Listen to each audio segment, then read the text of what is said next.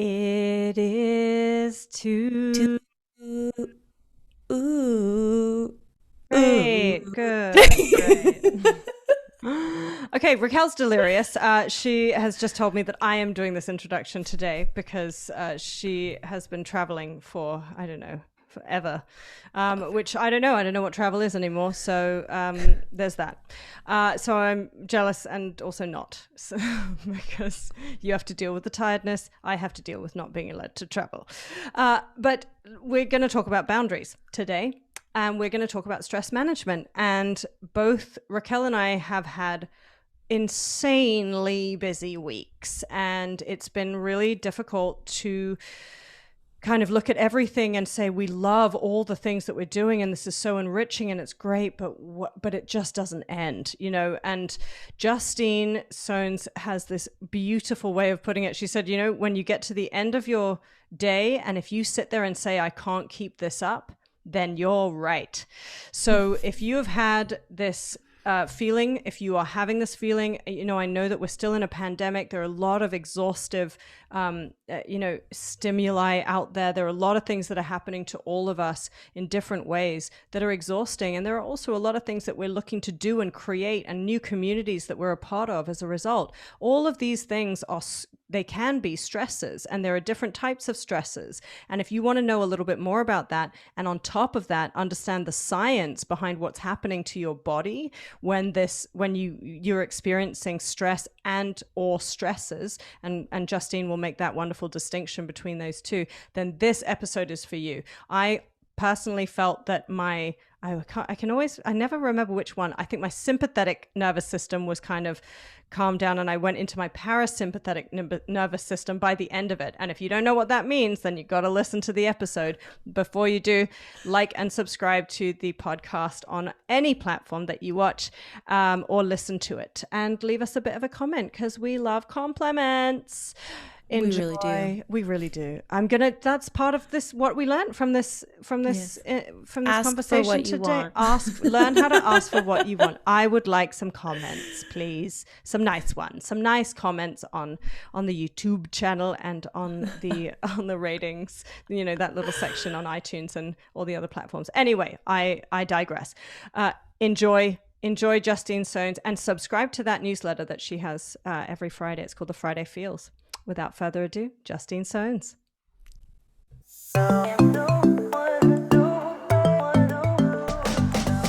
You're listening to Bombshell Brunches, where your hosts Raquel Rudenberg and Christina Lau sip and spill with badass babes every Tuesday morning.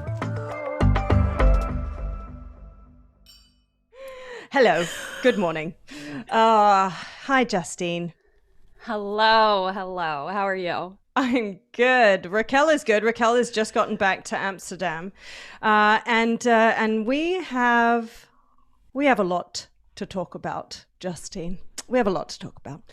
Justine is a stress management and self-care coach who specializes in boundary setting. This is what we have to talk about today. Justine's coaching career began in massage therapy, where her practice was dedicated to exploring how stress, pain, and relaxation affect the physical body. She realized that the support her clients needed was holistic and required more than a massage. Although, just lovely. I would love to always just take a massage, no matter what. She now works with business owners, burnt out parents, high performers, and overfunctioners to develop awareness around the impact boundaries and self-care have on their businesses, relationships, productivity, and their happiness. So, I mean, you just described almost every single one of my friends. For anyone who's high functioning, for anyone, you know, like I've got, you know, two glorious friends who've just had a baby. I know so many CEOs. This is not a conversation I think, take as seriously as we could, or as holistically as we could. So for the first question, I want to kind of ask you straight away, how did you get into this? How did you get into writing and stress management coaching? Yeah, it's a really long answer, so I'll try to do my best to condense it. But yeah, I started in massage therapy because I knew that I liked helping people feel better. Like from the time that I was a kid, if I gave like my mom or my aunts like a foot massage or a scalp massage or like played with their hair, there was this sense of like all of the things that were driving them crazy just paused for a moment, and you could see people just really sink into being taken care of. So that's really what stoked my interest in massage therapy and like the feeling good side of self-care. So when I started my career, that's where I started, knowing that massage therapy wasn't where I planned to be forever. It was just where I wanted to get started. And that's what really got me thinking about how the body manages stress, what we're naturally wired to do, and what gets in the way of taking care of ourselves. So massage therapy was really my introduction to that. And then after I had kids and stepped away from the workforce for a while, the internal conversation really started to take shape in terms of like, who am I when these sources of external validation are removed, and how does that influence the way that I'm showing up in the world?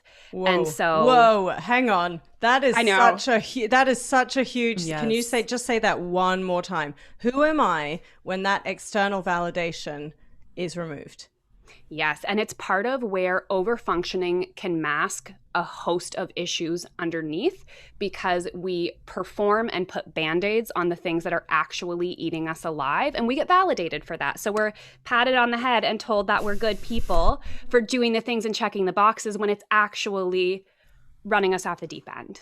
I don't know what you're talking about. I know. I'm not looking directly at you or anything. Don't look in my eyes. Don't. That's what my kid says when he's going to the bathroom. Don't look at me. Yeah, that's exactly how I feel right now. Don't look at me. Yeah. So that was a real reckoning for me, and one that when Brene Brown reflects on her whole journey, she often says like, it was a cage match, and then just jumps over to like, and this is what I learned. And that's really how I feel, is that like, it took me a couple of years of digging into like therapy and writing for myself and trying to get at the root of what was causing me to feel the way that I was feeling.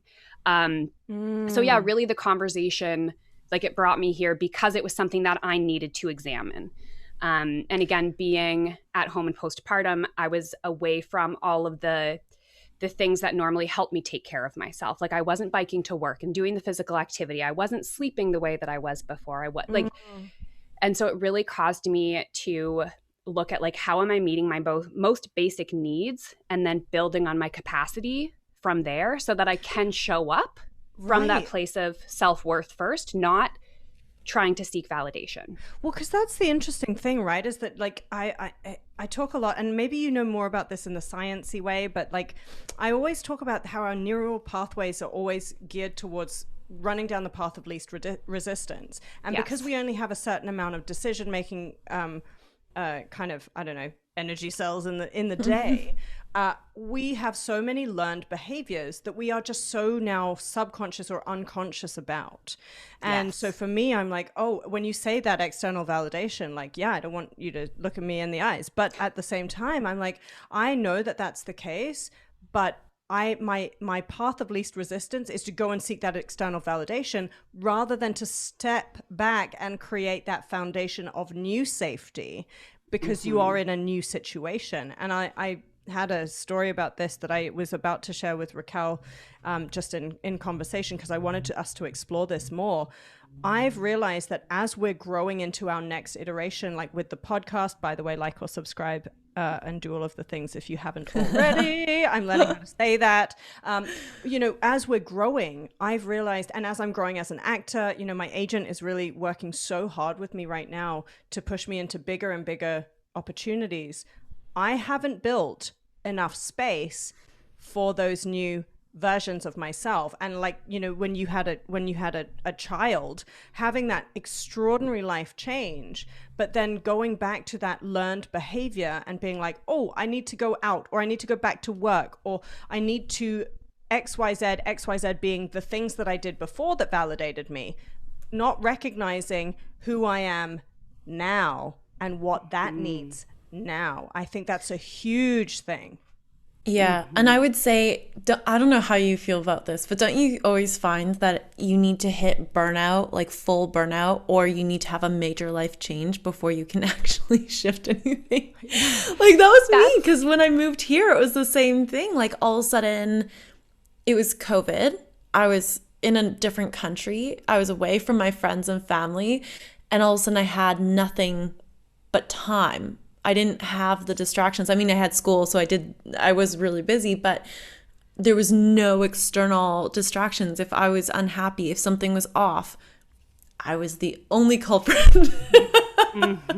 Yes. And it's so easy to fall into that trap of like the moving goalpost and like, if I this, then I will feel that, forgetting that like it's that cliche, no matter where you go, there you are.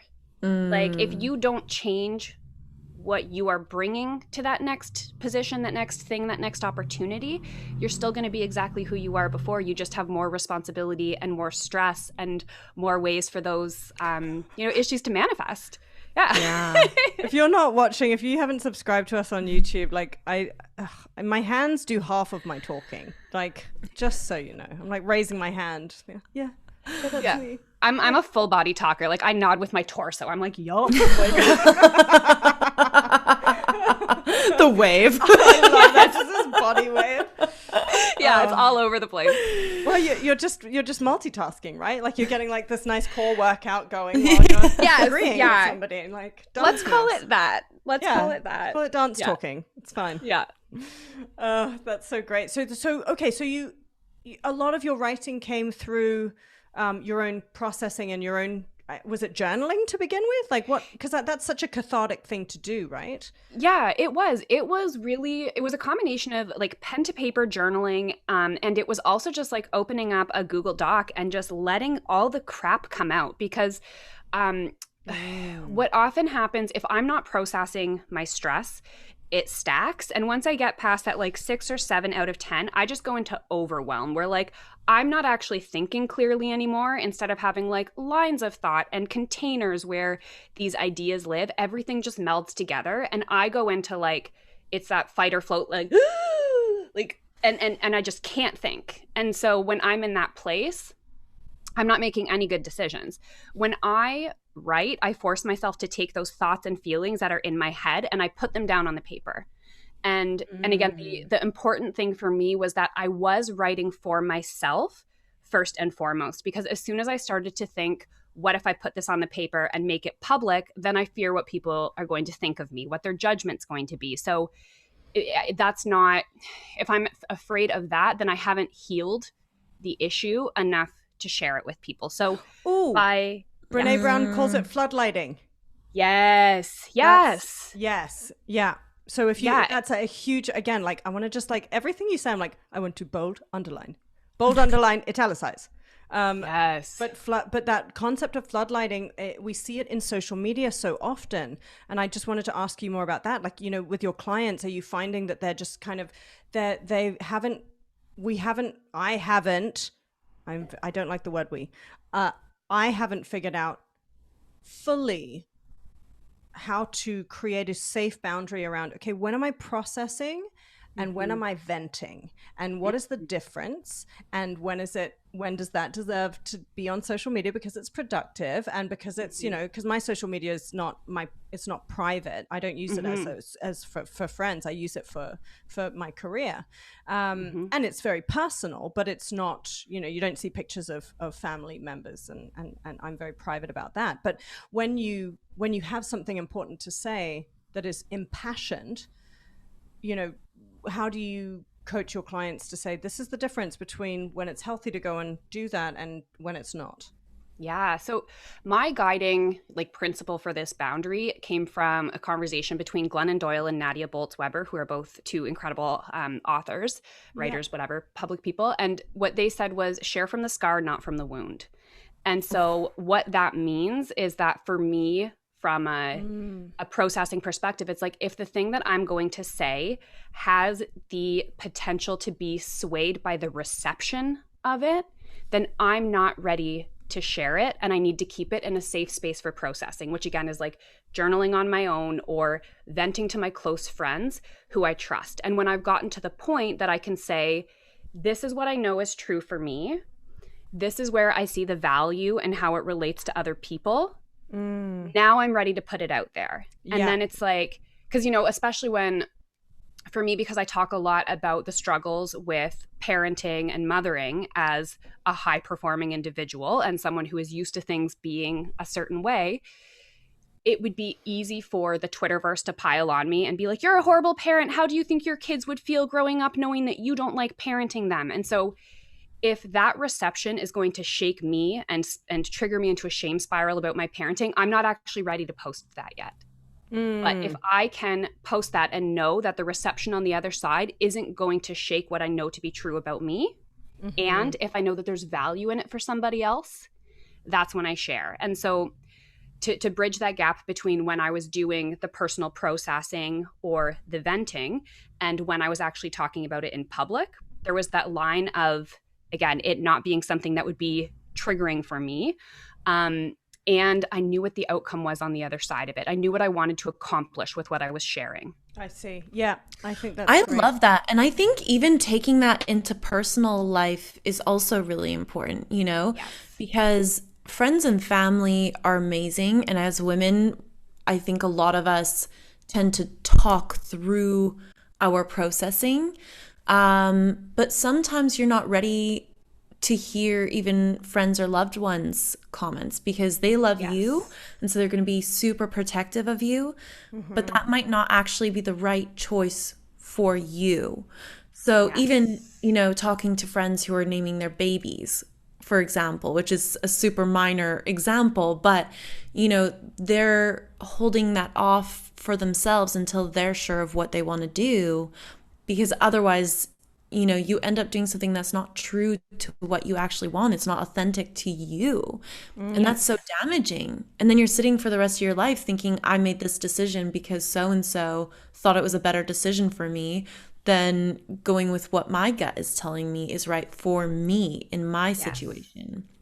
Yes. And that's actually a really great example of that, like one way that presents. And I think that often people feel this pressure that it's like, oh, if I'm going to be authentic and honest, I have to be authentic and honest and open with everybody without taking into consideration whether or not they are a safe space for you to come to or whether or not they're equipped to deal with what you need. And so what I often see happening is that people will show up seeking the support without actually knowing what they're looking for and then feeling really shortchanged when their needs aren't met. So what I really encourage people to do is to do that inner reckoning first. Again, like most of your processing doesn't need to see the light of day. So that you can say like, okay, I'm struggling with something. What I could really use right now is just an ear. I don't need suggestions. I don't need you to take sides. I just need to get it all out, let it live in the universe, and have that be enough, versus coming and saying like, I've thought about this a lot. I don't know what to do. I could use your input. Okay. I want to interject there, because how do you start to figure out what you need? Because sometimes I will say, and my dad is amazing like this, because he is such a, I don't know, for lack of a better word, sorry, Dad, he's like super alpha male. So he's like, you have a problem? I'll fix it. This is how we fix it. Here, let me tell you how to fix it or kill it. And I'm just like, and I'm like, I don't want you to kill everybody. And he's like, I can. And he is ex-special forces, and he would. Yeah, I mean, he wouldn't. He's not a monster. But he is very protective of his family, and he's like, my girl is hurt. He's got 3 daughters. My girl is hurt. How do I fix this or kill them? Not the girls, but But the threat. How do I make this better? And what he learned having a household of 3 girls is that we'd be like, and I just felt like, and then he would be like, solution, and I'd be like, that's not what I want to say. I don't want to say that. And then I would keep going, and he'd be like, I've given you the solution, and now I don't know what to do. And he would just kind of like be like, ugh. And so eventually he figured this out, like, go Dad. He was like, at the start of a conversation, I'd be like, and he'd be like, what, do you want my feedback? Do you want me to just listen? Or do we need to kill someone? Like, like whatever those three, it was the first two, obviously never the third. Yes. But that was the thing. And so what I was finding though in between that was, I would say I just want to process, but sometimes I would want to process and then I would want the answer, and other times I wouldn't. And how would I know what I need? How do I develop that self efficacy and that introspection to be like, okay, today this is actually what I need, rather than this is what I think I need, and then when it happens, I'm like, well, I'm still disappointed. Yeah, it's like, it's both those things, because it's a constantly iterative, constantly changing, whatever. It's the thing that you check in and just change it all the time. It's one of those processes. It's a practice that you do have to revisit every day. And the ruling out is part of it. And so it's like, we want to be able to just be like, oh, I know the theory and now I'm doing the thing and now it worked. But the reality is we're making a guess about how we think something's going to land on the other side, and being able to say, oh, that wasn't it, is just as powerful as saying, oh, that was it. And by the same token, it's like, what might work on Tuesday might not work on Sunday, because how you're showing up on a Sunday morning is different than a Tuesday morning. Mm-hmm. And so again, it's that thing of like accepting that I don't think we ever really arrive through this process, but we're constantly moving along that path and trusting that over time we gain more wisdom, we gain more insights, and we do start to get that confidence and that effectiveness, that efficiency at the communicating, because you learn to listen to your feelings and trust them more and more. And I think it's so incredible being able to communicate that to people, because and Christina, you're really good at that too. I remember learning. No. When we first started working together on the podcast, I remember at one point you were super stressed, and we were on the phone and you're talking a mile a minute, and I was like, okay, and I was trying these different tactics, and then eventually you're like, I just need you to tell me everything's gonna be okay. I was like, Christina, I can do this. Yes. Everything is gonna be okay. I got you. I got this. Yeah. Yes. Yes. And you were so good. You're like, okay, I can go now. Okay, bye. And it's so funny because like something like that, it feels so like, I don't know, like cliche or like superficial, but the reality is that what we know is that in the end, it's going to be okay. It's not okay right now, but we're in it together. We're taking care of each other. And like, I can hold this bucket of okay forness while you flounder in not feeling okay. And I trust you're going to find your footing again.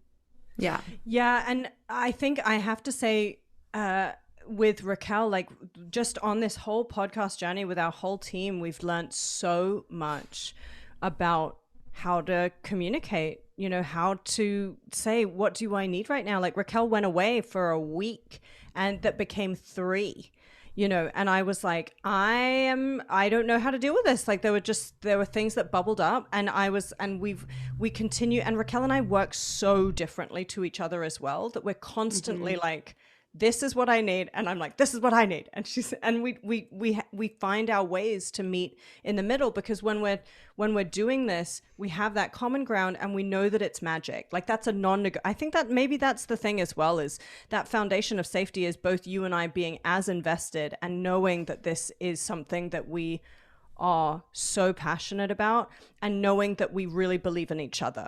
And I think that's I just wanted to segue a little bit there, because I think when you do all your group coaching and you talk to people about stress management and boundaries, Raquel and I constantly go back to our community and the people that we lean on to bring into that mix, and to be able to practice how we ask for support, and how we ask for space, and how we ask to let go of responsibility, take on more responsibility, So do you have any, like, how do you give us a little insight in terms of that kind of dynamic of like, do you have a coaching element that goes into your support system of how to communicate with, the people that are closest to you?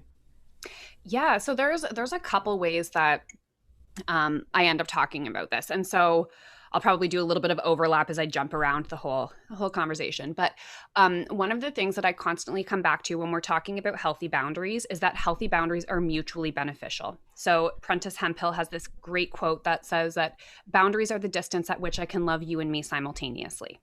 So that's that thing that you alluded to where it's like you and Raquel recognize that you do great work together. You're committed to that. And so that creates the overlap of that mutually beneficial nature. And healthy boundaries also allow us to let the good things in of the dynamic while also keeping the things that are harmful out of it. So this is how we create that space that allows for that mutual love and trust. That said, it is a lot of work and we can get pulled in a lot of different directions as these roles and relationships take shape and overlap in our lives. So then what I end up coming back to with these group coaching, and this is going to connect to the whole internal versus external validation and connection and what we're seeking here, is I really encourage people to develop a visualization of themselves as this circle of, you know, what they know to be true, who they are, and then to start to build these concentric rings outside of themselves and fill their other relationships into those rings. You mean professionally and personally? Yes, because I think that a lot of the time we've been taught to really create this, again, compartmentalization, these like walls or bubbles that we put different parts of our life in without them ever intersecting, when the reality is that it's more like bumper cars where they're all overlapping and constantly influencing each other, right? And so it's like we aren't just dealing with, I'm going to switch metaphors here, we aren't just dealing with a singular garden plot that we're trying to nurture, we're dealing with an entire landscape and ecosystem that we're trying to support. So that said, not everything can be a priority, right? So when it comes to that nurturing, how you're building those relational skills, how you're creating that space for the mutually beneficial work, you always have to start with yourself at the center. And then that inner ring is going to be the people who are the absolute closest to you. So for me, that's like my husband, my kids, like the people who are in my daily life. The next ring out from there are going to be, you know, my blood family, my chosen family, the people that I really lean on. And then next out from there, I'm going to move into my colleagues and my coworkers. And people can fit into different, like multiple rings, you know, but it's just to create that visualization that says, who am I willing to extend this emotional labor to because of the impact that they have directly on my life and the type of connection that our relationship fosters? Because some of those relationships are going to help to fill our cup.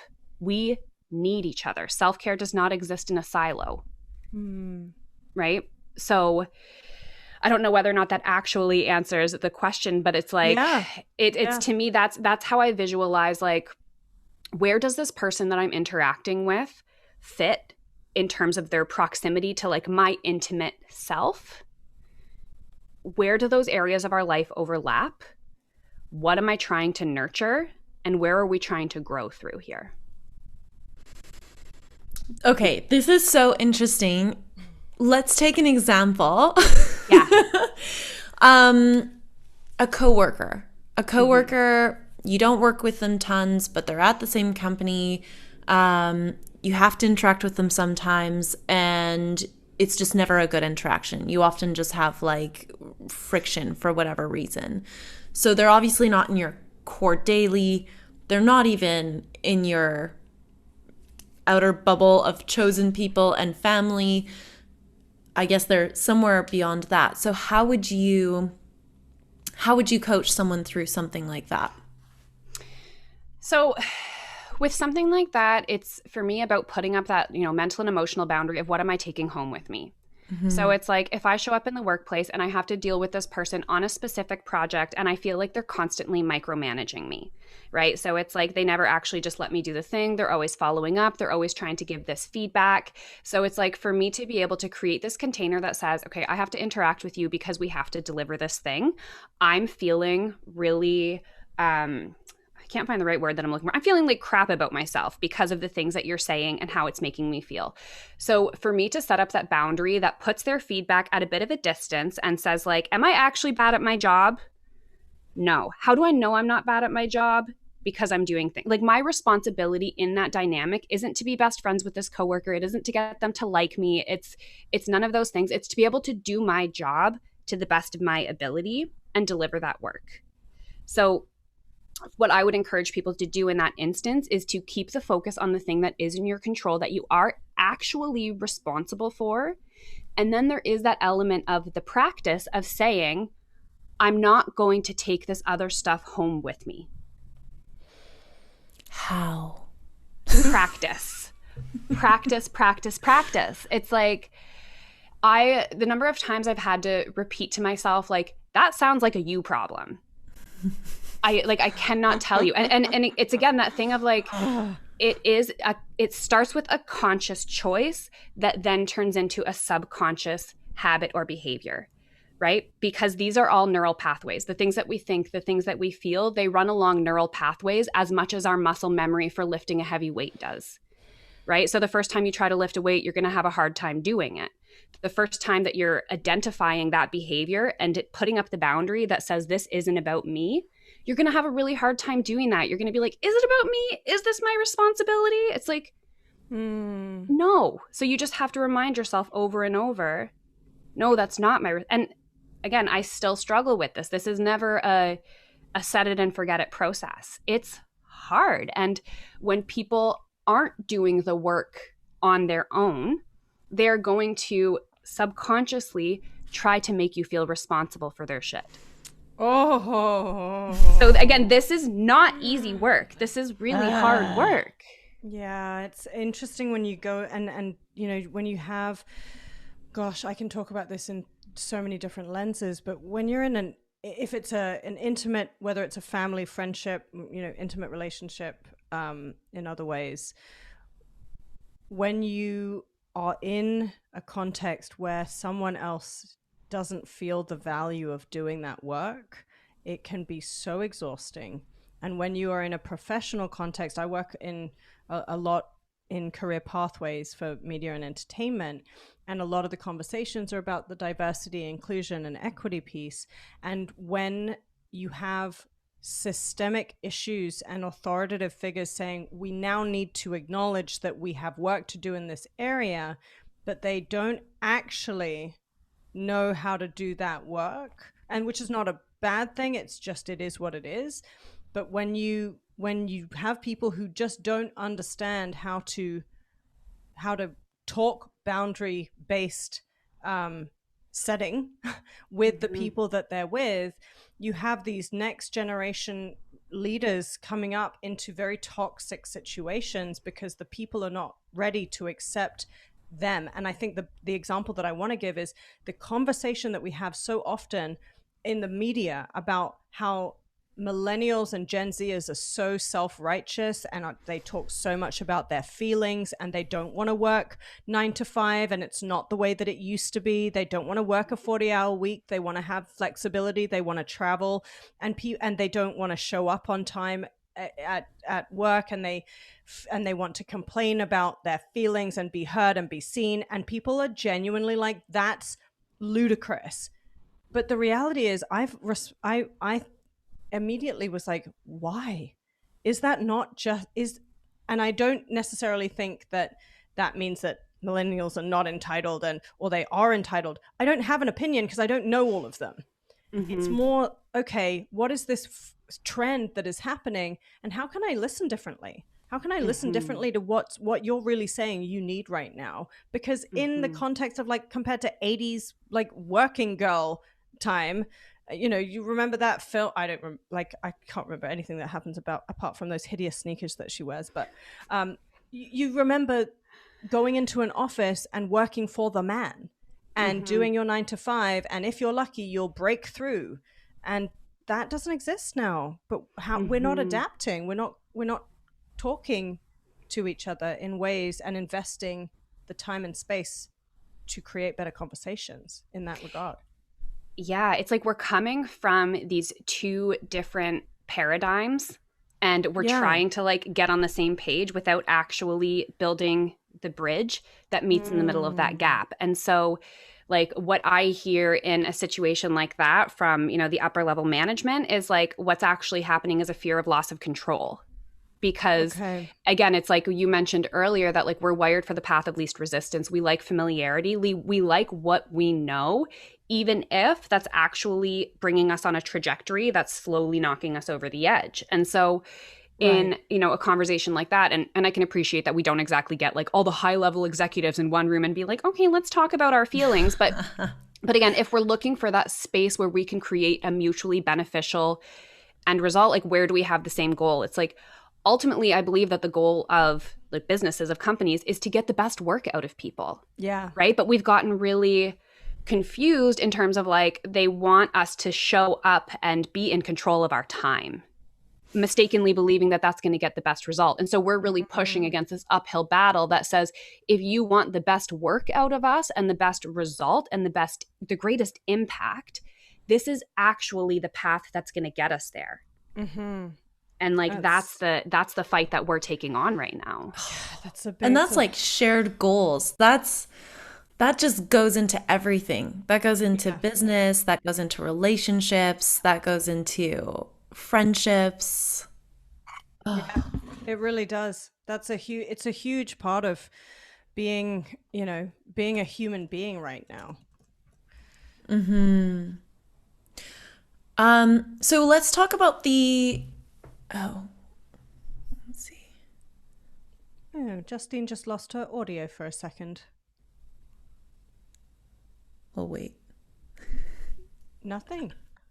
Oh, let's see. Maybe can you hear us at all? You can't hear us at all. Okay, I just turned off my headphones, so does it work now? I can hear you now. Yeah, that's so weird. It just like cut out for some reason. Oh, so I missed everything that Raquel just. That's okay. That's okay. It wasn't that important. And now back through my headphones. Great. Okay. Technology. We just had a little blip. That's fine. I love it. And that's why we have an amazing audio team. And poor people on YouTube. Magic. It just all worked out fine. Shout out to Bosco and Christy. Thanks for sorting it out. That's okay. This is weird. One second. What happened? Oh gosh, that's now a fire alarm. This is, oh my goodness. Life is happening to all of us. Serious. I need more coffee for this. Oh my God. Well, you can tell me about, when we talk about how people who are kind of like people who are born women, raised as women, difficult time or more feminine energies have more of a difficult time, I think, setting boundaries. What is that? Why is that the case? So for people who have been raised as women, there's this real, how do I want to say this? I'm thinking now. And my brain just went completely blank for a second there. Yeah, that's great. Okay. It means there's space there. I don't have any space in my brain. My brain's actually like, this is all these things are happening all the time. Yeah, I think that for people who are raised as women, there's this real association with like a good woman being someone who is like demure and subservient and nice and keeps the peace and really, creates that like predictability, and that there's a lot in our society that is dependent on the free labor of women in order to keep things running.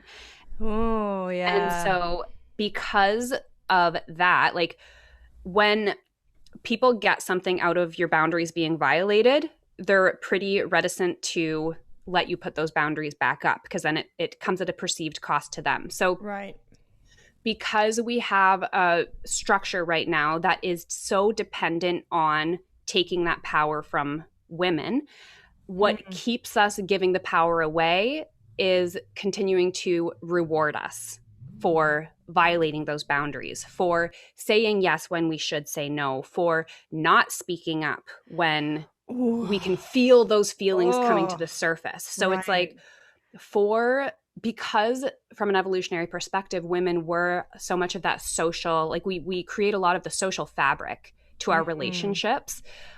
we've developed a real sixth sense and intuition to what's going on. So it's like a woman can walk into a room and be like, I feel like something's off.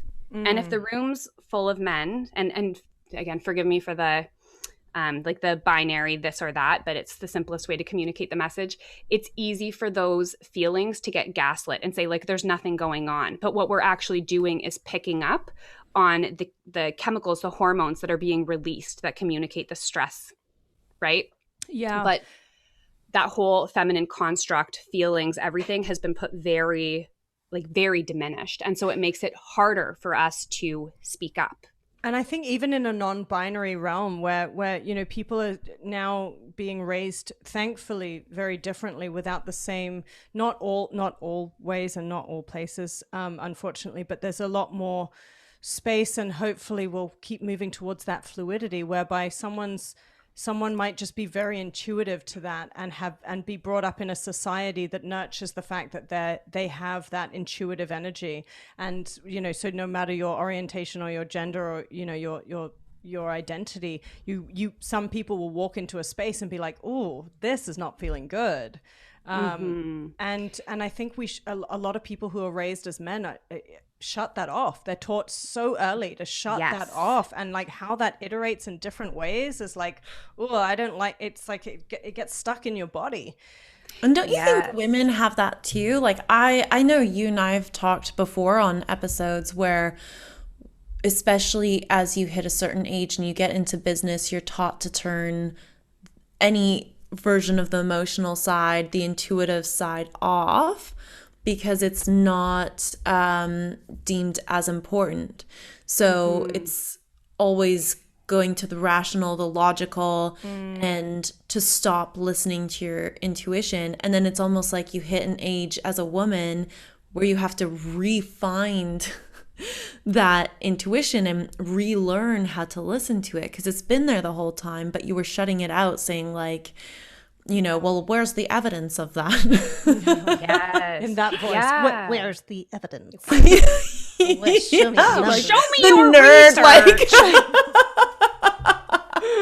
It's so true. Yeah, and it is a really important distinction to make too, that like when we talk about, you know, the patriarchy versus the matriarchy, it's not that it's, you know, XX versus XY. It's like patriarchy describes a power over dynamic.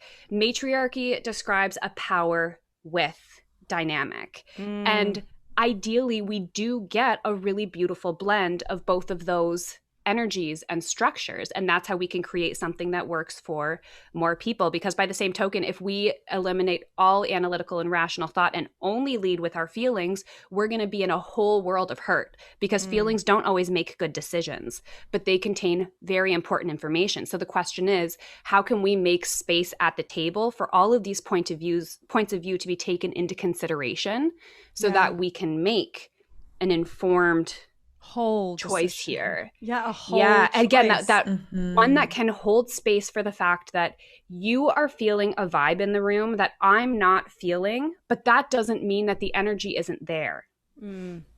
Yeah. So it's like, how can we have that trust in each other's experiences as well?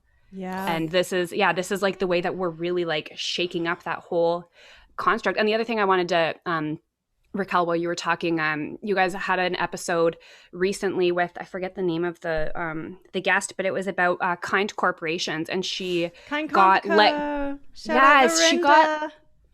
Lorinda, that's the name. She got let go of her job because she was dealing with mental health struggles because the corporate structure didn't support her full humanity. Yeah. Right. Yeah. And it's such a great example, actually. Yeah. And Lorinda is genuinely such a kind person, and really took that on and made sure to create a construct that didn't subscribe to that. And I think that's what I love about how we are moving. I guess I don't know how I want to say ideally how I think we're moving, how I think Raquel and I are moving forward with Bombshell Brunches, is that there are more and more people in leadership positions who are very conscious of that. Like I've had a lot of mentors over my life, and you know, male, women, everyone of all genders have mentored me in different capacities. And those people are people who are willing to deconstruct what was, and are willing to say, okay, you are telling me that this is how you're feeling. I believe you. I don't know. Some days it would be like, I believe you, but I don't know how to get there and we don't have enough time or whatever that is. But I would feel like my feelings weren't crazy. They just weren't, they might not be the thing that we could deal with right in that minute. And sometimes they were. Sometimes it was like, oh, this is clearly very, very important. Like I've had conversations with people where my boss was like, you don't like this person so much that I'm just going to trust that we can't do work with them. And it would just come up later, like months later, I'd be like, you just wait. I am not okay with this. And he was like, okay, doesn't have to be an answer. Sometimes I'm going to trust you in this situation. Yes. But it's an iterative process. You test each other out, right? In these dynamics and yourself, and you're like, oh, I really thought this, but why did I? And making the space to talk about that and unpack that and say, are you really feeling this, or is this your own insecurity, or is this happening because of this, or because of what you've of past lived experiences? What's actually going on here? And if I can process with somebody who I trust, and like you say, create a safety with that person to say, you know what, actually my first response was was not actually instinct. It was my own insecurity yelling out. Okay, thanks for helping me get there. Okay, we can have another meeting, and I'll see if it happens again. Then I'll I'll look at that. But does that make sense? Yeah. Oh, that absolutely makes sense. And that's exactly like when it comes to those relational dynamics, that's how I talk about, like, that's the reason that we have to set those boundaries, is so that if there is a situation that's really like instigating or exacerbating these feelings and responses in us, that like our body's telling us this isn't safe, this person isn't working for me, I don't know exactly why, to ignore it and power through is going to lead to disastrous results. But to take that space, process it, get clear on what's actually happening. What am I making up? What am I responsible for? What are they responsible for? That's when you can take that to the table and then say, okay, now are we going to grow through this? Yes or no? And and again, like one of the big things too is that like when people are coming up against like corporate structure or like that big system where it's like, we can't stop to do anything about this right now, or we don't know what to do about it right now. I think for people to know that just creating the container and the space to name the issue without necessarily doing anything about it, that in itself is care. So it's like, if a manager can hold the space for an employee to come in and say, I'm really struggling, I'm not doing well, it's, because of the hours that I'm working, because of the responsibilities. If the manager's like, okay, I hear that, I understand it, we're dealing with this deadline right now, I actually can't do anything about it in this moment, but can you trust that when we get to this point, we are going to come back to this because I care? Those are two very different things, right? Yeah, that's investing in your relationship. Yes. That's the investment, right? That's phenomenal leadership. That's the leadership you want. Yes, and that's like, leadership isn't walking down the path of what we've already done and taking all the same footholds. Leadership is about being brave enough to forge a new way, even if you don't know exactly what the next step looks like, but you're trusting it. I want to talk to you about the science behind the body's reaction to stress. So I know that's something that you tap into quite a lot, and you've done a lot of research in. Maybe let's look at two different areas, because we don't have too much more time. But what does it do in the body, and what does it do to your productivity? Okay, so first of all, when I talk about stress and the stress cycle, I always want to distinguish between what is the actual stress and what is the stressor. So when I talk about stress, I'm talking about the physiological response in the body. And stress really gets a bad rap. Everyone's like, oh, I have to reduce my stress, blah, blah, blah. But from an evolutionary perspective, stress is actually what kept us alive, because those physical symptoms that you feel, the heart rate increasing, your breath getting shorter, the flushing, the sweating, all of that is done to help you prepare to escape from a threat. So the thing is that from that evolutionary perspective, ideally the threat goes away so that your body can come back to homeostasis, come back to relaxation, and deal with any of the issues that came up as a result of the stress response. Lower your blood pressure, all of that good stuff. So when we encounter stressors, which is the environmental input that causes the stress response in our body, that's the thing that we're often trying to change or control so that we can manage the actual stress response. Okay? So when I'm getting people to examine how they're responding to stress, it's that thing of recognizing like, okay, what are you feeling in your body?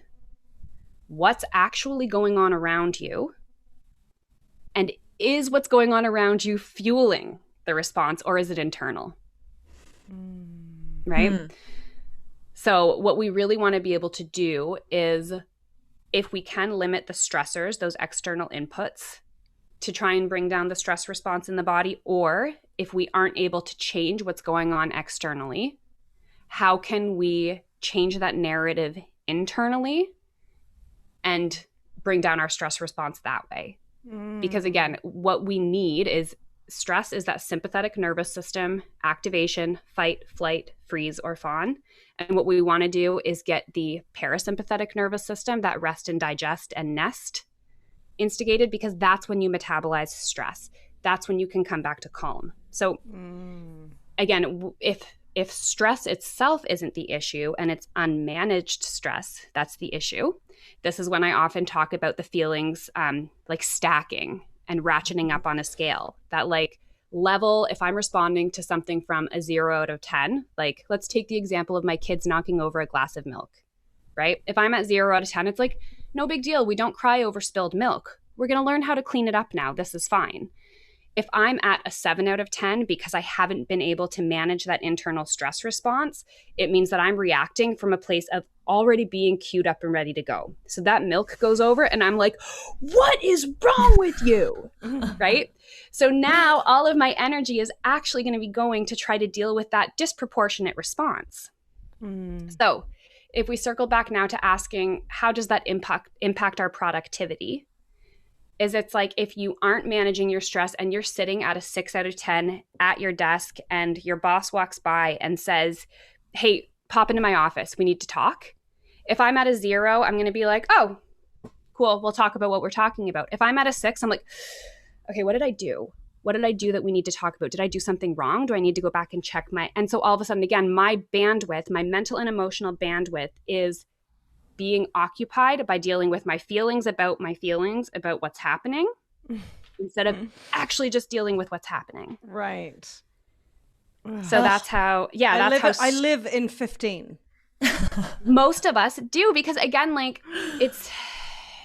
we need a break from the stress, but like our phones don't turn off, our emails don't turn off, the cars don't stop going by. Like we are constantly inundated with ambient stress and ambient stressors and actual intrusive demands.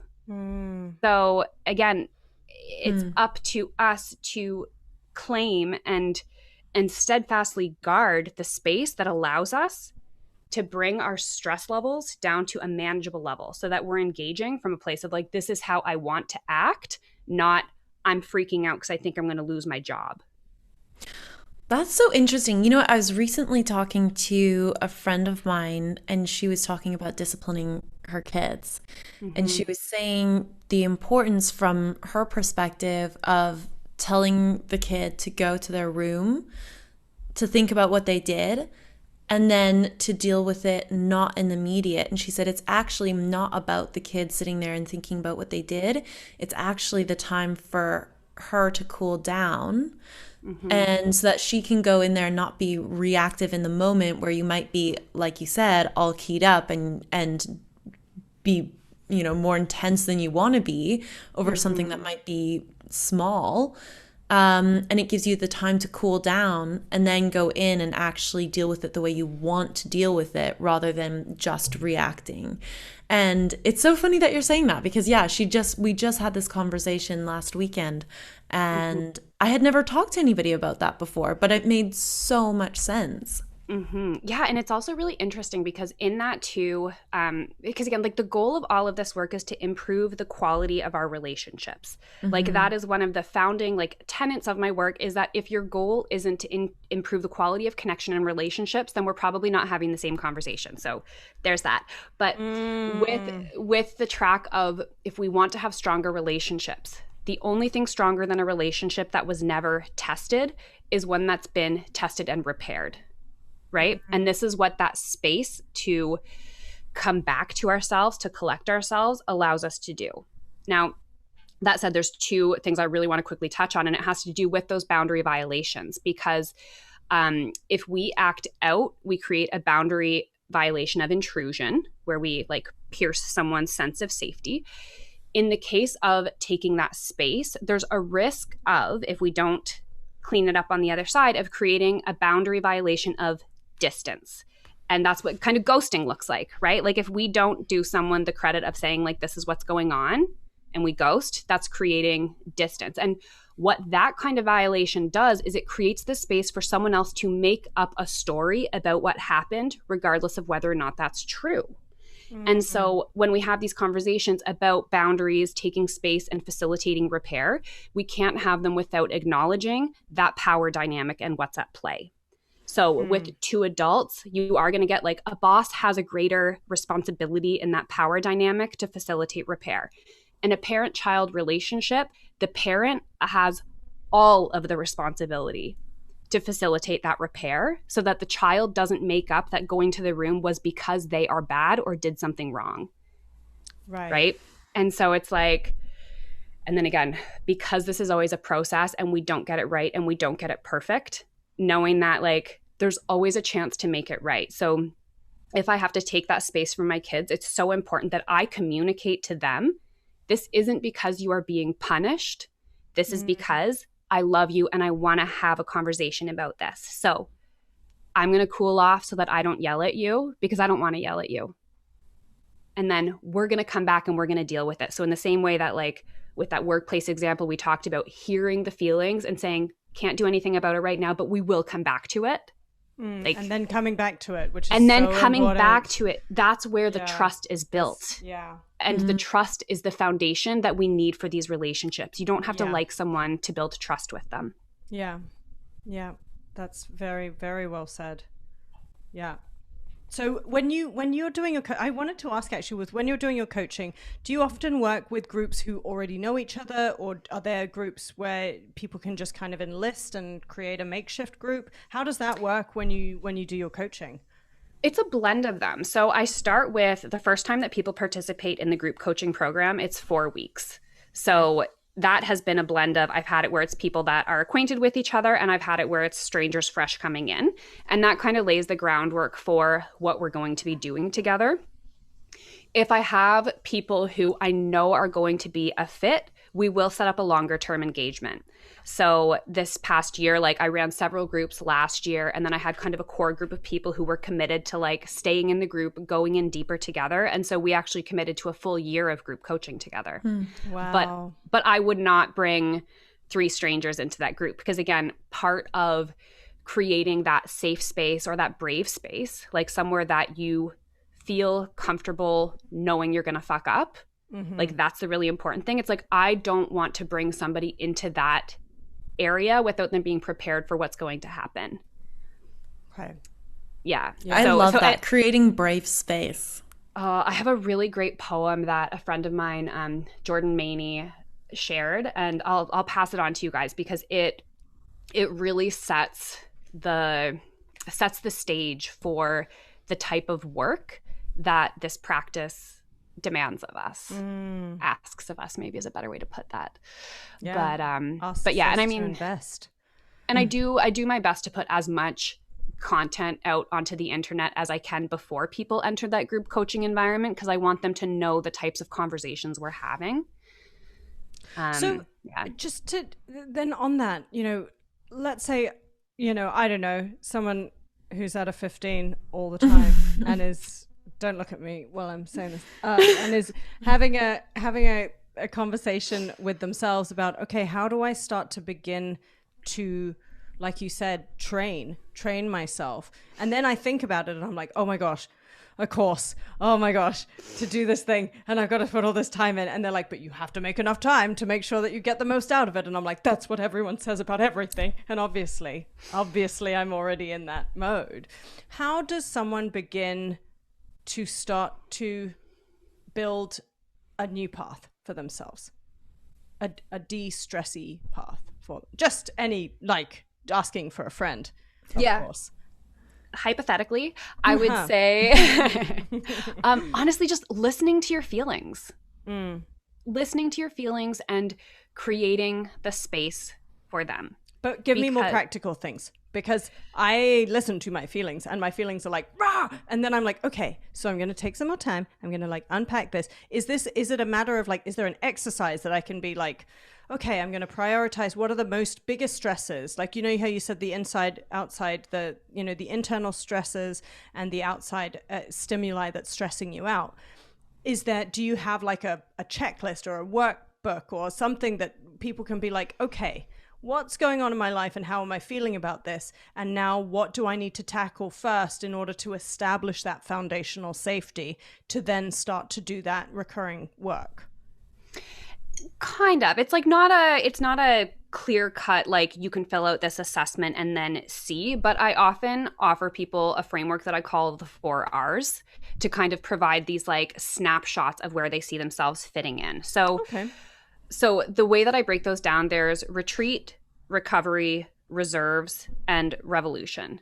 And this has to do with the way that you fill your cup so that you can show up for others. And again, filling your cup is meeting those needs. And your feelings are the beacons towards your needs. So if you're in a state where you are at a 15 out of 10 and you cannot think your way through to what you need, you can't even distinguish what needs to go, what needs to stay, you are in retreat. Okay. Because if you're able to name, like you've done the processing, you can name and meet those needs, that's what enables you to enter recovery, where you can recognize, here's the stressor, this is what it brings up, this is what I need to do to address it, like reaching into that arsenal of self-care tools. So the time that I was at that 15 out of 10 was, about a year after my second kid was born, and I had been ignoring those feelings that were indicating that things weren't. I was like, I'm okay. I can keep going through until my body stopped me. And like shit hit the fan. I had to go to the doctor. I had to pull away from almost everything for a short term to deal with it. And so, and again, like, I think that we so often want to be like, how can I take care of myself without actually stopping any of the things that are depleting my reserves? And that's actually not a reality. So like when it feels impossible to take the time to take care of yourself is when you actually need to do it the most. Yeah. And it's going to mean dropping balls. It's going to mean saying no. It's going to mean letting go of even things that you want to do. So I don't know that actually answers the question, because no, I don't have a checklist. Like I don't have a thing. It's just that if you, at the end of the day, close your eyes and you're laying in bed and you're left with the sense of, I can't keep doing this, that's real. You can't keep doing this.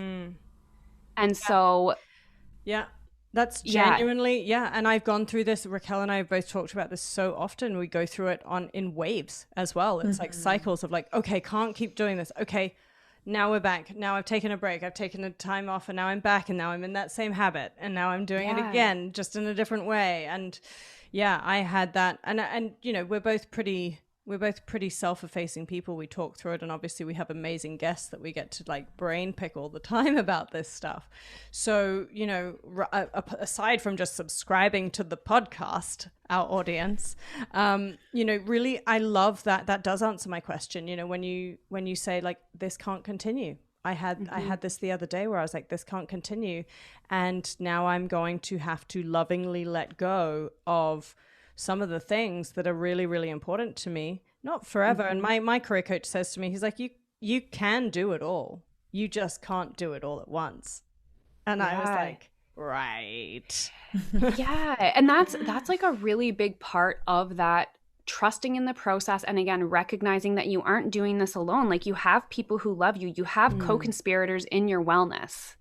And so to be able to say to the people who you love and trust, to say, like, I'm not okay and I do need some help. Like, people want to help you. They want to see you do well and be well. But we have, and so again, in terms of that, like, listening to the feelings and answering them, like, I know for me, if I really pull back on that thread and I'm answering, like, my fear is that I'm letting people down.